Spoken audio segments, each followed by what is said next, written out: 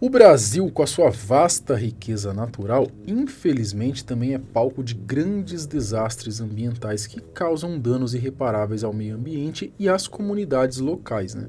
Seja por falhas humanas ou pela força da natureza, essas catástrofes deixam para trás mortes, desaparecimentos e muito prejuízo financeiro. No vídeo de hoje a gente vai explorar aí alguns eventos dos mais impactantes que ocorreram no Brasil, entender as suas causas, as consequências e entender como boa parte dessas catástrofes, desses desastres, poderia ter sido evitado por uma gestão pública ou uma gestão privada mais competente. O fato é que na maioria dos casos, as famílias que sofreram mal recebem uma indenização pelos danos, perdendo então, junto com a lama das enchentes, a sua própria dignidade. Eu sou Marcelo Milos, fica comigo que depois a vinheta eu te conto.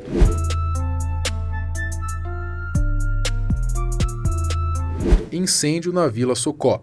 Antes da gente entrar no tema do vídeo de vez, eu vou deixar claro aqui que todos os casos que a gente vai expor são casos bem complexos, e como esse daqui é um vídeo de lista, é óbvio que a gente não vai entrar em detalhes em cada uma dessas tragédias, tá? Bom, em 1984, uma cidade de Cubatão, em São Paulo, que era uma área de segurança nacional, onde cerca de 6 mil pessoas viviam em terrenos próximos às instalações de tubos da Petrobras, utilizadas para o transporte de derivados de petróleo.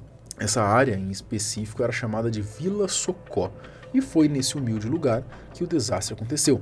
No dia 24 de fevereiro, houve um erro de operação que acarretou em um dos maiores desastres ambientais do país. Cerca de 700 mil litros de gasolina vazaram, causando um grande incêndio e sem nenhum plano de evacuação da área. A gasolina estava sendo transportada de Cubatão para o terminal de Santos por um dos dutos, e uma válvula do terminal que deveria estar aberta para receber o combustível estava totalmente fechada, o que provavelmente causou uma pressão enorme no duto que acabou rompendo e causou então esse vazamento. Após o incêndio, até liberaram algumas informações sobre o acontecimento, mas o que muita gente acredita é que existe bastante coisa mesmo que não foi contada, acabou sendo ocultada da sociedade. Como, por exemplo, o próprio número de vítimas seria uma dessas informações. Oficialmente disseram que foram encontrados 93 corpos. Porém, é dito que famílias inteiras sumiram depois daquele dia e que muitas crianças não apareceram mais na escola. Com isso, um levantamento independente, levando essas informações em consideração, chegou a um número total aí de 508 vítimas, o que faz com que, extraoficialmente, essa seja então uma das maiores, não a maior catástrofe, caso de incêndio do Brasil em relação ao número de mortos. Fora que mais de 3 mil pessoas também ficaram desabrigadas na Vila Socó. Dona Olinda perdeu 5 parentes na tragédia. Apenas 2 nomes estavam na lista divulgada. Só entrou 2 pessoas na lista. E a senhora perdeu quantos?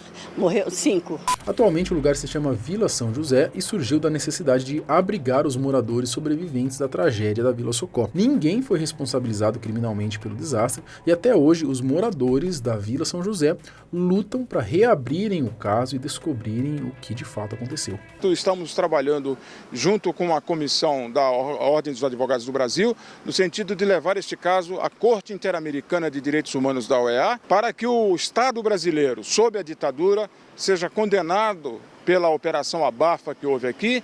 Vazamento de óleo na Baía de Guanabara. 18 de janeiro de 2000, um dos maiores desastres ambientais marítimos aconteceu no Rio de Janeiro. Cerca de 1,3 milhão de litros de óleo foram lançados na Baía de Guanabara, em decorrência de um problema originado em uma das tubulações da refinaria da Petrobras de Duque de Caxias. Olha aí, a Petrobras de novo, O vazamento do óleo atingiu cerca de 25 praias, deixando o que era para ser uma paisagem linda, um mar de águas sujas e impróprias para o banho. Fora que o óleo também matou um número inestimável de peixes e animais que vivem no mar. O tubo que ligava a refinaria de Duque de Caxias ao terminal da Ilha d'Água, na Ilha do Governador, foi rompido, assim atingindo então toda a área do manguezal, que ficou completamente destruída e contaminada. A mancha de óleo se espalhou por cerca de 50 quilômetros quadrados na Bahia e afetou diretamente o trabalho de muitas famílias ali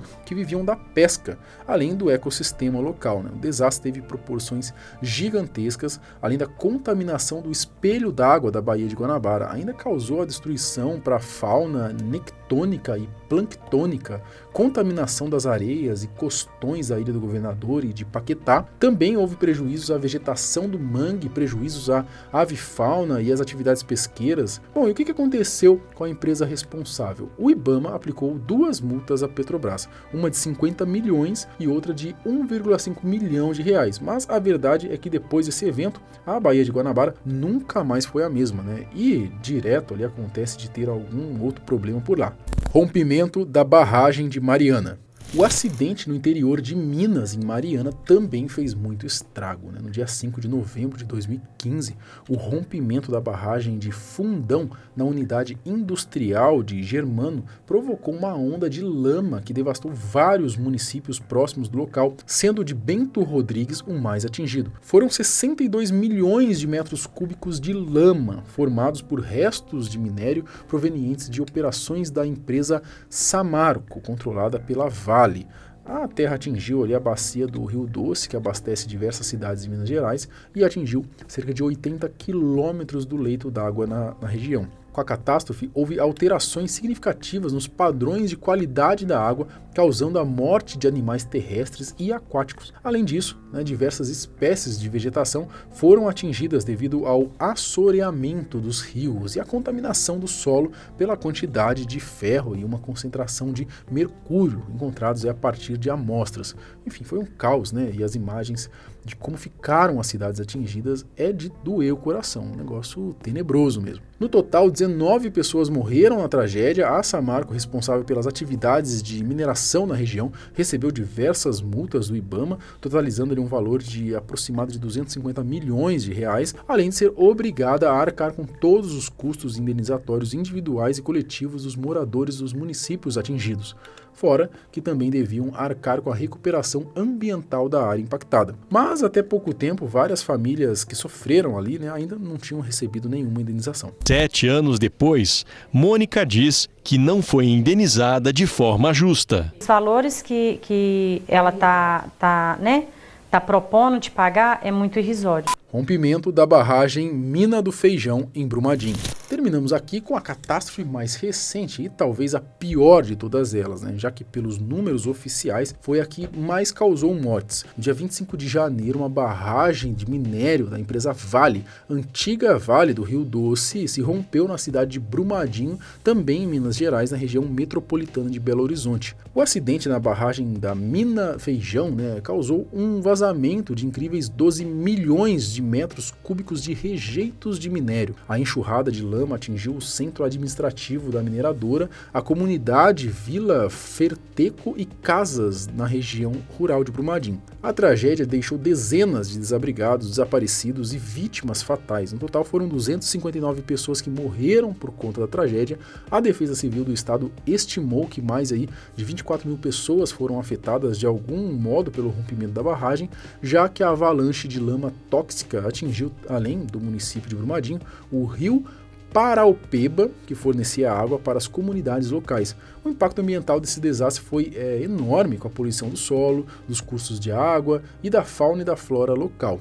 E adivinha só, de acordo com uma reportagem do ano passado, parece que a empresa não foi responsabilizada da maneira que deveria, e as famílias que perderam entes queridos ou imóveis também não receberam indenizações dignas. As investigações revelaram que ao menos um ano antes da tragédia, a Vale já sabia da instabilidade da barragem e nada fez. Infelizmente, já tivemos outras tragédias ambientais terríveis, como os deslizamentos na região serrana do Rio, em 2011, o vazamento da barragem em Cataguases, em 2003, a contaminação de Césio 137, que aconteceu em Goiás, em 1987, enfim, todas tragédias, catástrofes que impactaram centenas de famílias, e que, em sua maior parte, poderia ter sido evitado. O que não dá para falar de de todos esses casos, né? Senão acaba virando um vídeo muito longo. Mas se vocês quiserem, né, a gente faz aí um vídeo aí contando cada um desses tristes acontecimentos.